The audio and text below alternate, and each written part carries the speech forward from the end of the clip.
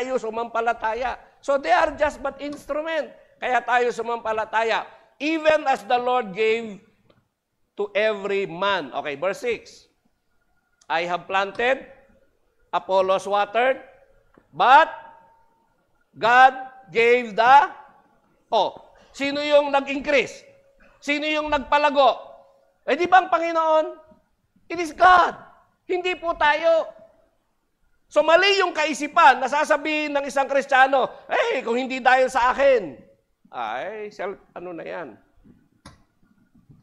Pride na po yan. Hindi dahil sa atin, dahil sa Panginoon. Amen? Pero sino ang gagamitin ng Panginoon? Tayo. Di po ba? Kung hindi tayo, sino? Kaya ngayon yung challenge kay Isaiah whom shall I send? Sabi ng Panginoon. Who will go for us?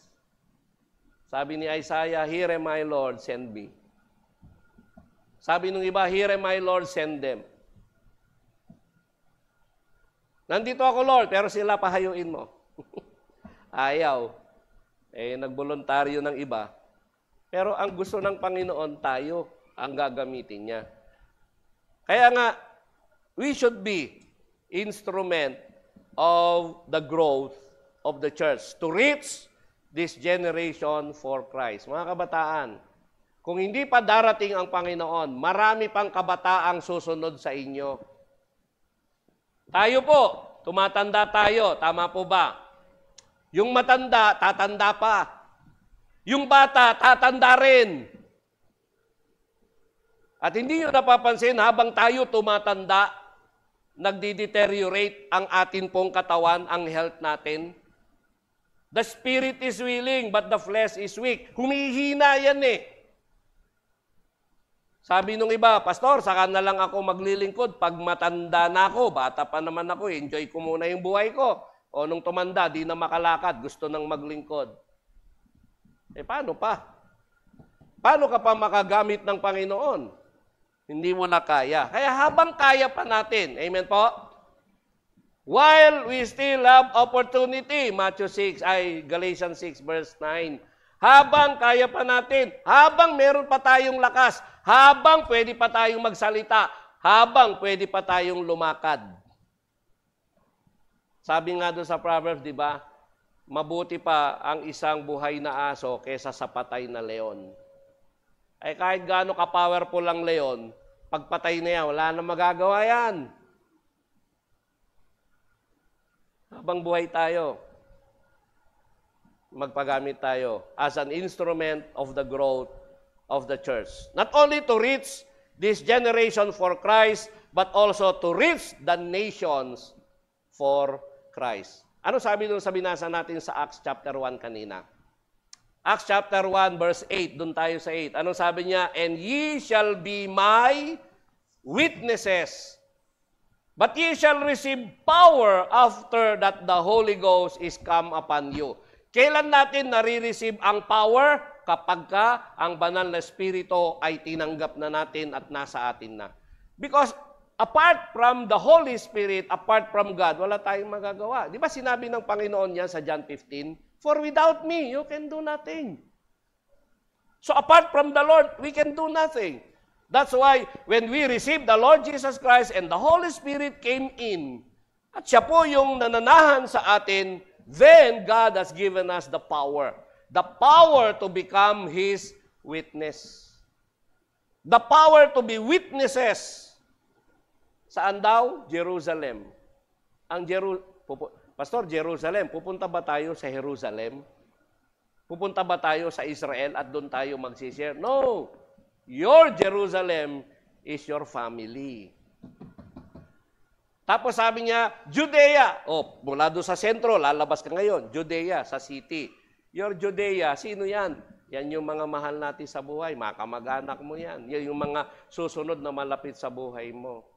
Samaria, mga kapitbahay. Yung community natin. Uttermost part of the earth. Kaya nga, lumahayo tayo, nagmimisyon tayo. Ang church na hindi po nagmimisyon, isang church na konsumisyon. ang buhay ng church mission.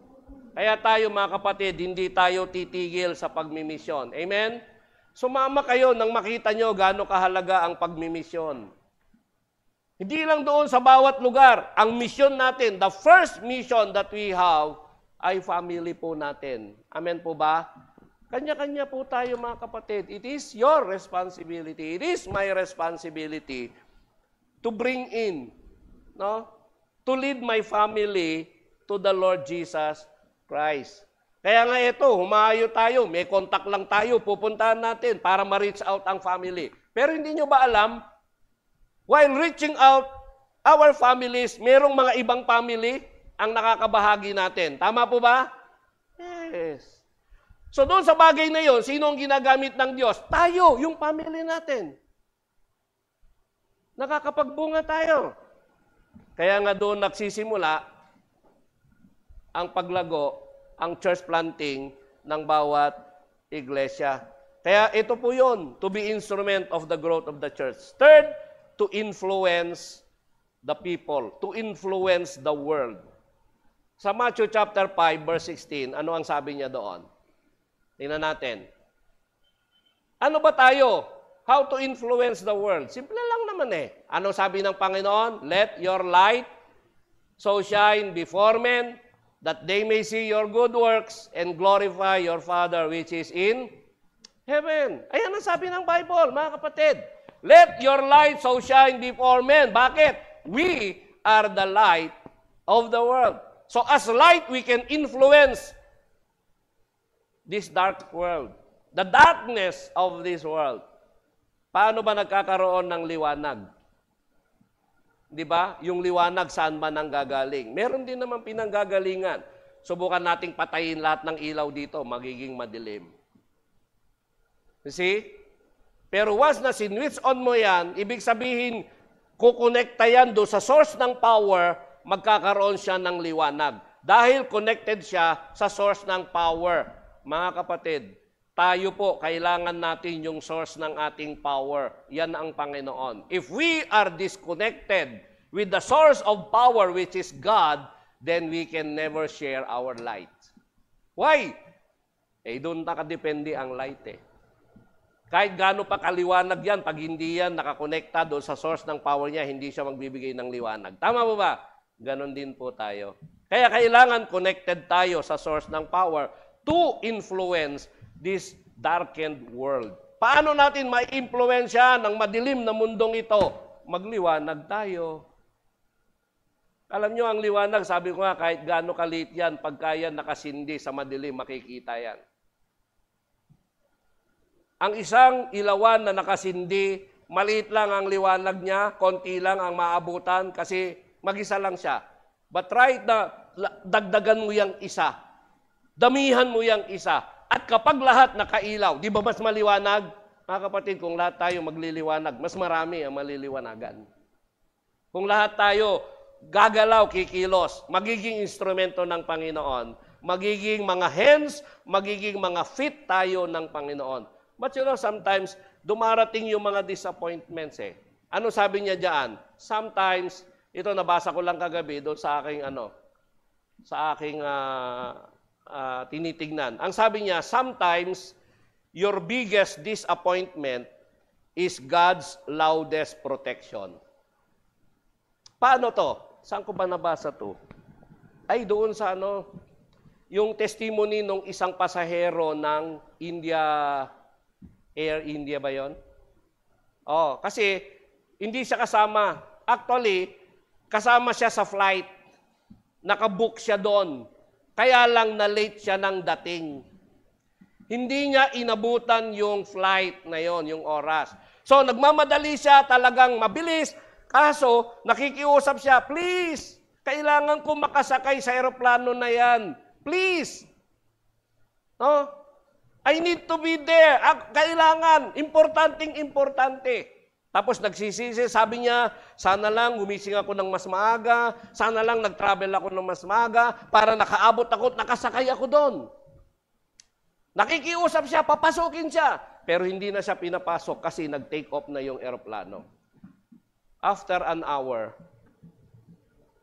Pagkaraan ng isang oras, nasa airport pa siya, discouraged siya, nagagalit siguro, nagsisisi na, bakit gano'n? Ayaw man lang siya, hindi man lang siya, hindi man lang ganito.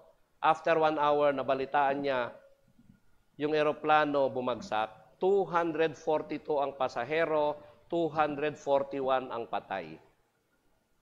Merong isang nabuhay, yung isang nabuhay yun na nagpapatotoo, wala po siyang, galos lang ang naranasan. So sabi niya, it is God's miracle sa buhay niya. Bakit in-spare siya? Pero itong taong ito, yan nagsabi niya. Sabi niya, sometimes your biggest disappointment is God's loudest protection. Kaya na-realize niya after 1 hour, kasama ko dun dapat. Dapat nakasakay ako sa eroplanong yun kung pinayagan siyang pumasok. So hindi niya maintindihan nung pagkakataong bakit hindi siya nakapasok. Sasabog pala. After 1 hour, na-realize niya, sabi niya sa sarili niya, then I realized why God spared me. Bakit? Naalala niyo yung sumulat ng It is well with my soul? You know the story of the song It is well with my soul? Di ba? Yung buong pamilya niya namatay. Nagmi-mission sila, kasama niya pamilya niya. No? Lumbog yung kanilang sinasakyan. Siya lang nabuhay. But then, anong sabi niya? It is well with my soul. Yung buong family niya, alam niya, mayroong purpose ang Panginoon. At bakit siya hindi kinuha? Marahil sila sabi niya, Lord, bakit hindi mo pa ako kinuha? Minsan may mga ganun, Lord, kunin mo na ako. Ay, huwag kayong mananalangin ng ganun, Pag may problema kayo, baka kunin ka ni Lord, magsisi ka. Si Elijah, di ba? Kunin mo na ako, Lord. Di kinuha siya. Kaya lang, di naman siya pinatay. Kinuha Pinasundo siya ng Panginoon doon sa chariot. Si Noah, ay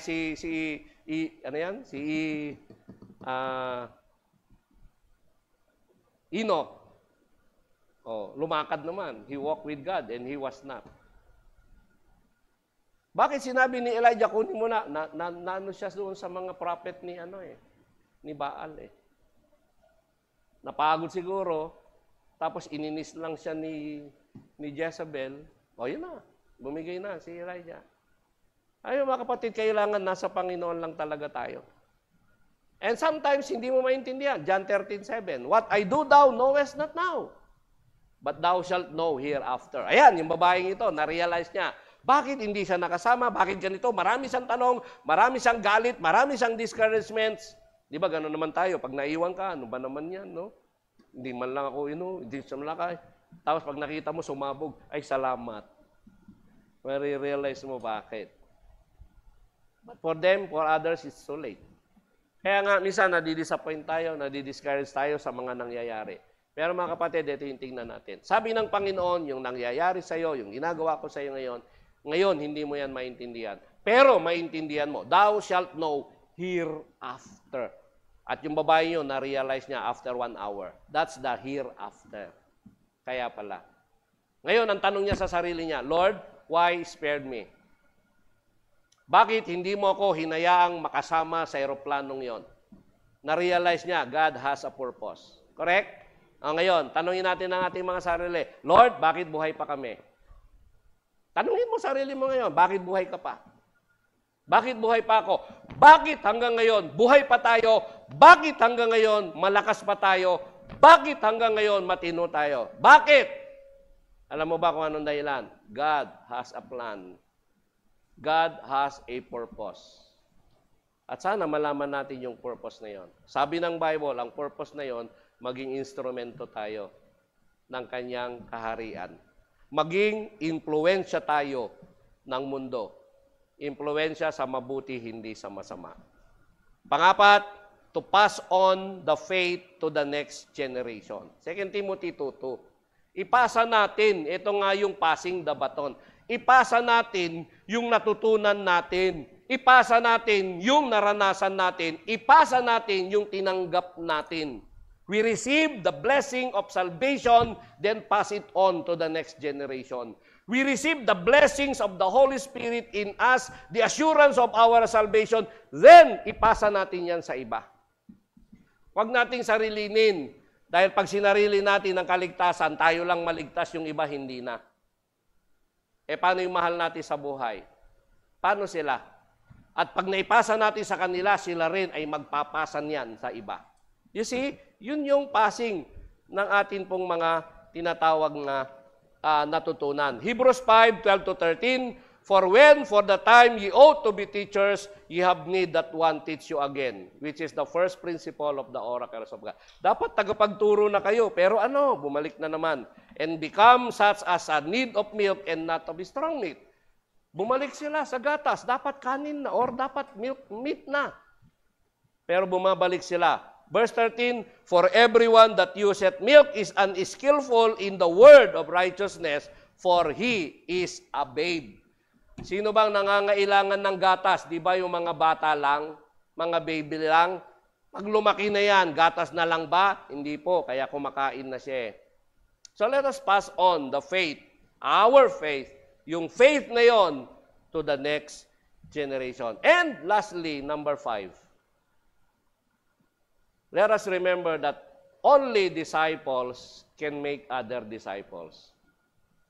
Hindi ka makakapag-produce ng disciple kung hindi ka disciple. You can never produce a believer if you are non-believer. See? Sino ba ang makakapagbahagi ng katotohanan? Yung alam ang katotohanan. Sino ba ang makakapagbahagi ng kaligtasan? Yung naligtas. Sino ba ang makakapagbahagi ng mga bagay kung wala sa Kanya? Siyempre, dapat nasa Kanya. John 8:31, Then Jesus said to those Jews which believe on Him, sabi niya, If ye continue in my word. Then said Jesus to those Jews which believe on Him, doon sa mga sumampalataya sa Kanya, If ye continue in my word, kung magpapatuloy kayo sa aking mga salita, then, sabi niya, ye are my disciples indeed.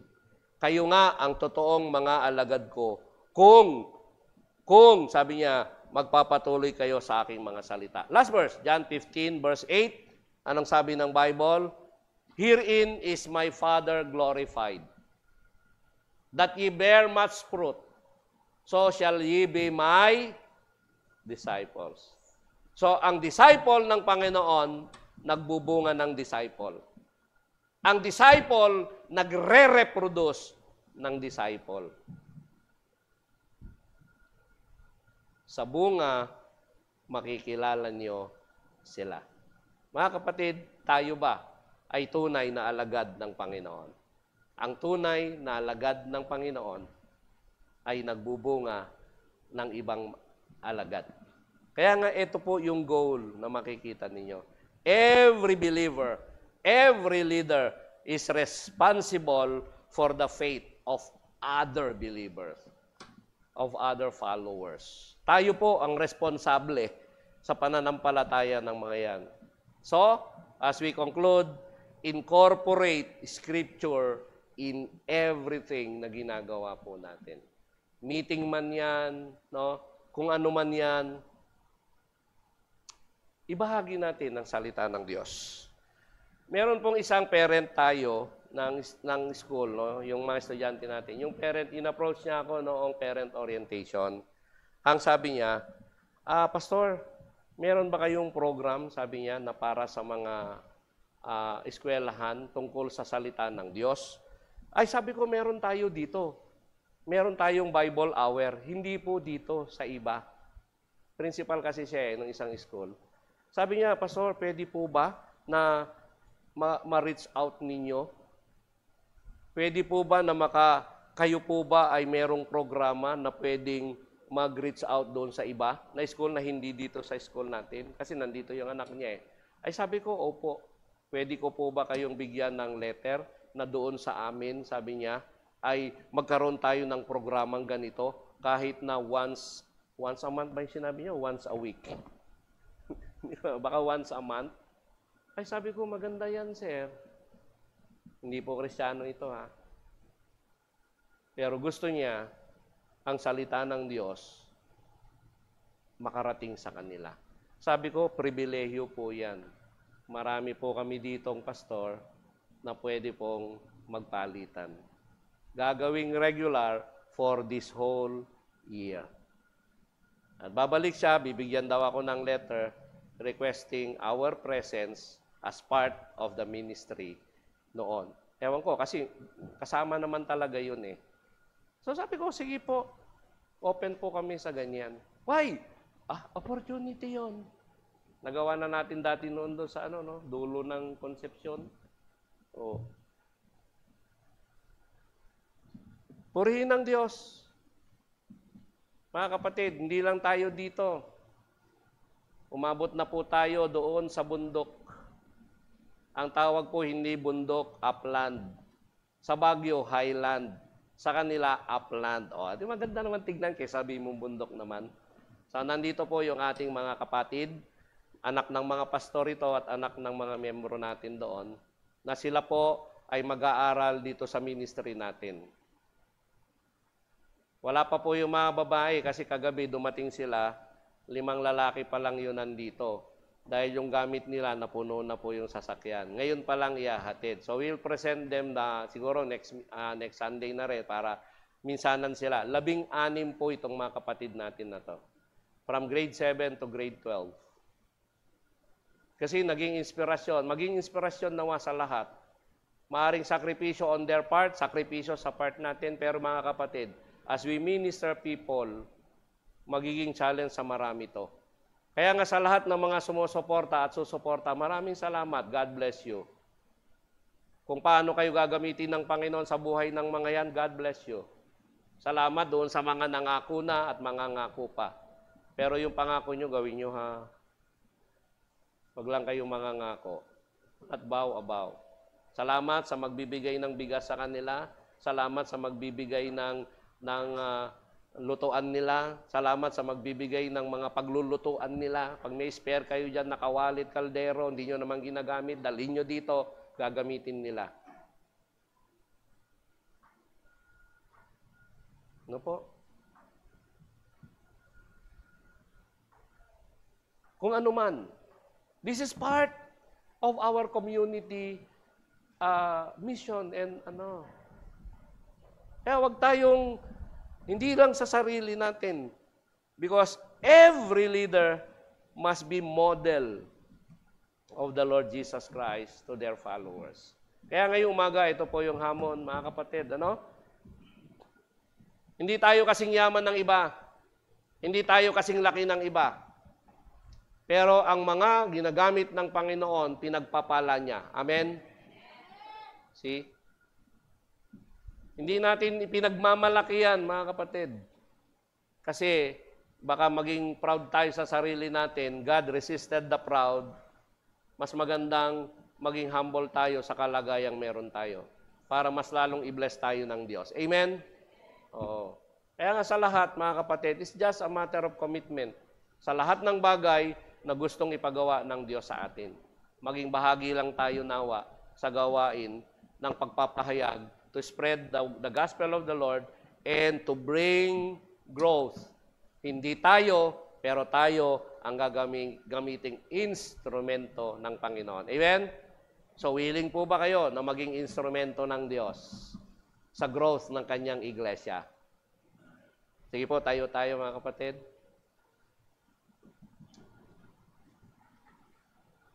Sa ilang saglit, I challenge everyone. Sa pagyuko natin, kanya-kanyang panalangin muna po tayo. If you want to make a commitment, sabihin mo lang, Lord, gusto kong gamitin mo ako. And i-commit nyo yung sarili po ninyo sa Panginoon. Sa iyong pamilya, sa iyong mahal sa buhay, sa iyong kamag-anak, sa kapitbahay. Ipanalangin po natin na gamitin tayo ng Diyos. Lord, may mga miyembro pa ang pamilya ko na hindi pa ligtas. Sabihin mo, gamitin ka niya. Na ang buhay mo maging bahagi, maging instrumento ng Diyos na ma-reach out yung mga kapatid, mahal mo sa buhay, mga anak or magulang, mga pinsan. O kung na-reach out na sila, nandyan ang katrabaho, ang kapitbahay, ang community. Ipanalangin natin na gamitin tayo ng Diyos na maging instrumento niya para sa kaliligtas ng mga kaluluwang ito na ang karamihan sa kanila mahal natin sa buhay na hindi pa naaabot. Kaya ipanalangin natin sila ngayon, mga kapatid. Kung sino man sila, kayo po ang nakakaalam, pray for them. Ilapit nyo sila sa Panginoon. At ipanalangin po ninyo, panalangin natin na gamitin tayo ng Diyos para sa kanila upang sila'y maakay natin sa Panginoon. Sige po, manalangin tayo.